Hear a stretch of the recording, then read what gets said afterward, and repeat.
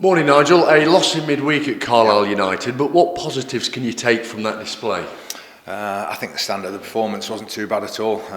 Going to second, third in the league, and just that one bit of quality in the first half separated the two sides. They had a few more stats. When you look at the stats, sometimes it can be a bit misleading, and they had a few shots, but most of them were from distance and comfortably dealt with.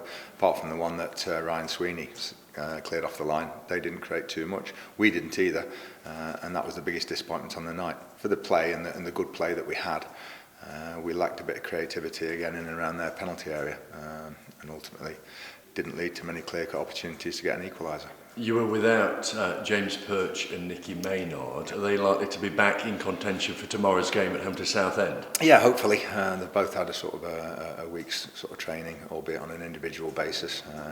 They'll join in Friday morning, and if they'll come through that, they'll be back in contention.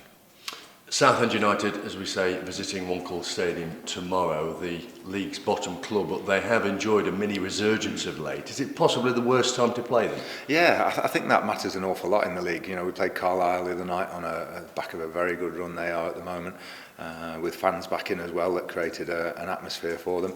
And the same with Southend coming this Saturday. We can't be thinking too much about that. We have to perform ourselves. But the fact they've just won back-to-back and been playing pretty well recently does have an effect on the game. Yeah, with that said, as you mentioned earlier in the week, it could be in a way more difficult this one than on Tuesday night at Carlisle United, because Stags are expected to win at home against Southend United. Yeah. How does that affect the mental approach heading into this one? Hopefully it won't affect it. It'll be the same as we approach any game. When we play at home, we expect to win, and away from home even put on a performance and not lose the game.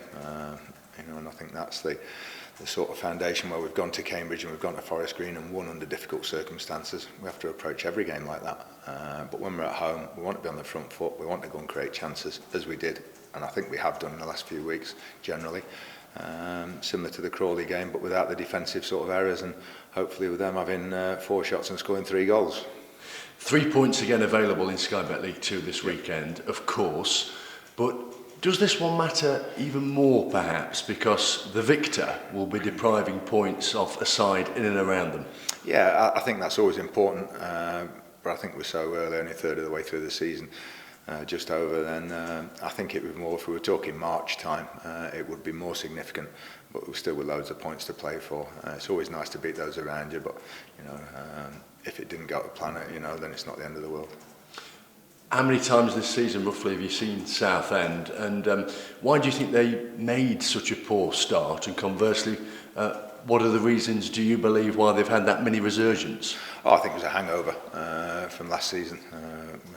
And it depends how teams react to that, and then the new manager comes in, he's got to change things and everything. So I think it's just a process of going through where they will improve, and I think they've been, prior to the 2 good results this week, I think they've been improved performances as well, where they were a bit unlucky, and then you have to be patient and you wait for the results. Similar to what we're doing, I think the performances have been very good, of a consistent standard, and as long as we keep maintaining that level, the results will come. Will this be a contest, Nigel, where endeavour, hunger and desire, those qualities will matter even more?